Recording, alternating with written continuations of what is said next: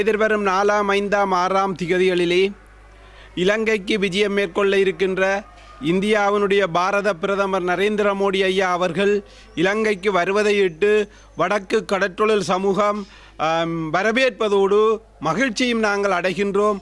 அதேபோன்று நீண்ட காலமாக புரையோடி போயிருக்கின்ற இலங்கை இந்திய மீனவர்களுடைய பிரச்சினைக்கு நிரந்தர தீர்வை எட்டுவதற்கு பாரத பிரதமர் அவர்களும் இலங்கையினுடைய ஜனாதிபதி அவர்களும் விட்டு கொடுப்போடு நல்லெண்ண அடிப்படையிலே சுமூகமான தீர்வு ஒன்றை மேற்கொண்டு வடக்கு மாகாணத்தை பிரதிப்படுத்துகின்ற 50,000 குடும்பங்கள் 2 லட்சம் மக்களுடைய வாழ்வாதாரம் தொடர்பான கரிசனையை எடுத்து இந்த இலங்கை இந்திய மீனவர் பிரச்சினைக்கு நிரந்தர தீர்வை எட்டுவதற்கு வழிகோலும் என்ற நம்பிக்கையும் எதிர்பார்ப்பும் கடற்றொழில் சமூகத்திற்கு தென்படுவதோடு அதை எதிர்பார்த்து காத்திருக்கின்ற என்ற ஒரு செய்தியும், அதே போன்று இலங்கை இந்திய மீனவர்களுக்கிடையிலே ஒரு சுமூகமான நல்லெண்ண அடிப்படையிலான ஒரு கலந்துரையாடல் நடைபெற்றிருக்கின்றது.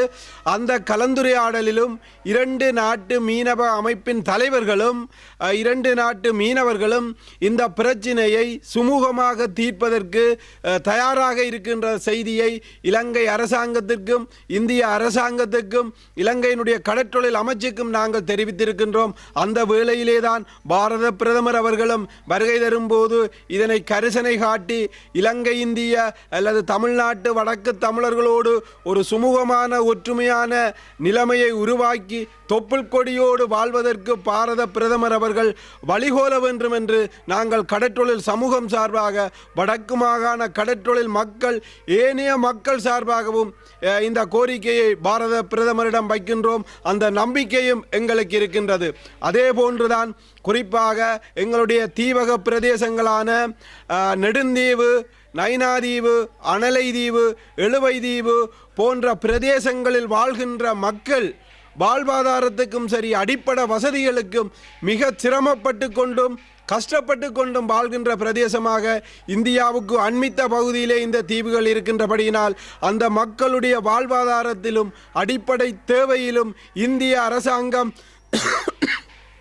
கரிசனை காட்ட வேண்டும் என்ற கோரிக்கையை நாங்கள் முன்வைக்கின்றோம். அதிலும் குறிப்பாக அந்த பிரதேசத்திலே வாழ்கின்ற மக்கள் அந்த பிரதேசத்தின் அடிப்படை தேவைகளாக இருக்கலாம், அல்லது அந்த பகுதியிலே இருக்கின்ற கடற்றொழிலாளர்கள் நாளாந்தம் பிடிக்கின்ற மீனை மிக குறைந்த விலையிலே அந்த பிரதேசத்திலே விற்பனை செய்வதும் அல்லது அந்த பிரதேசத்தில் இருந்து இங்கு கொண்டு வந்து மிக குறைந்த விலையிலே விற்பனை செய்யக்கூடிய சூழ்நிலை இருக்கின்றது. ஆனால் அத்தியாவசிய பொருட்களான அரிசி, மா, சீனி போன்ற பொருட்கள் அதிக விலைக்கு அந்த பிரதேசத்திலே பெற்றுக்கொள்ளக்கூடிய சூழ்நிலையும் அதனால் எங்களுடைய வாழ்வாதாரம் பாதிக்கப்படுகிறது. அதே போன்றுதான் இந்த பிரதேசத்திலே இருக்கின்ற அதாவது நெடுந்தீவு தொடக்கம் எழுவதீவு வரையான பிரதேசத்திலே இருக்கின்ற மீனவர்களுக்கு அந்த பிரதேசங்களிலே ஒரு எரிபொருள் நிரப்பு நிலையம் கூட இல்லை. எரிபொருளையும் நாங்கள் இந்த அதாவது தரை பிரதேசத்தில் இருந்துதான் கொண்டு சென்று மீனவர்கள் தொழிலில் ஈடுபடுகின்ற துர்ப்பாக்கிய நிலை இருக்கின்றது. அதே போன்றுதான் அனலதீவுக்கான ஆம்புலன்ஸ் படகு சேவைகள் பல பிரச்சனைகள் அந்த பிரதேசத்தில் இருக்கின்றது.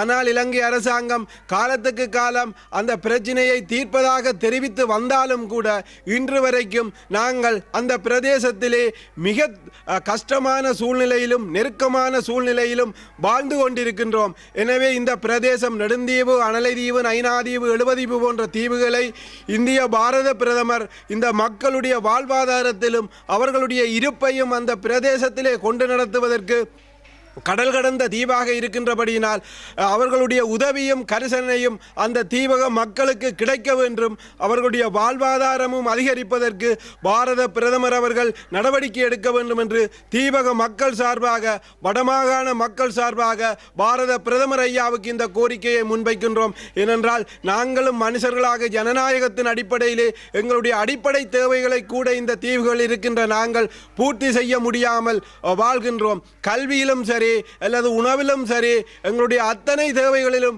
மிகப்பெரிய சவாலான ஒரு கடல் பயணங்களையும் மேற்கொண்டு எங்களுடைய வாழ்வாதாரத்தை கொண்டு நடத்துவதிலே இன்றும் நாங்கள் பின்னிக்கின்றோம். எனவே பாரத பிரதமர் இலங்கைக்கு வருகின்ற போது இந்த தீவக பிரதேசங்களினுடைய அபிவிருத்திக்கு உதவி செய்ய வேண்டும் என்று நாங்கள் கடற்றொழில் சமூகமும் யாழ் மாவட்ட மக்களும் தயவாக பாரத பிரதமரிடம் இந்த நல்லெண்ண கோரிக்கையை நாங்கள் முன்வைக்கின்றோம். நாங்கள் கடற்றொழில் சமூகமாக இருந்தாலும் சூழல் சார்ந்த பிரச்சனைகள் எங்களுக்கு இருக்கின்றது, அதை பேசி தீர்ப்போம். ஆனால் வாழ்வாதாரம் என்ற ரீதியிலே எமது மக்களுடைய அந்த தீவுகள் அபிவிருத்தியிலே இந்திய அரசாங்கமும் தலையிட வேண்டும், பாரத பிரதமரும் கரிசனை செலுத்த வேண்டும் என்று நான் அந்த தீவக மக்கள் சார்பாகவும் இந்திய அரசாங்கத்திலே இந்த கோரிக்கையை முன்வைக்கின்றேன். அதை செவிசாய்க்க வேண்டும், பரிசீலிக்க வேண்டும் என்ற கோரிக்கையை நாங்கள் பாரத பிரதமருக்கு இலங்கை வருவதற்கு முன்பாக இந்த கோரிக்கையை முன்வைக்கின்றோம். நன்றி.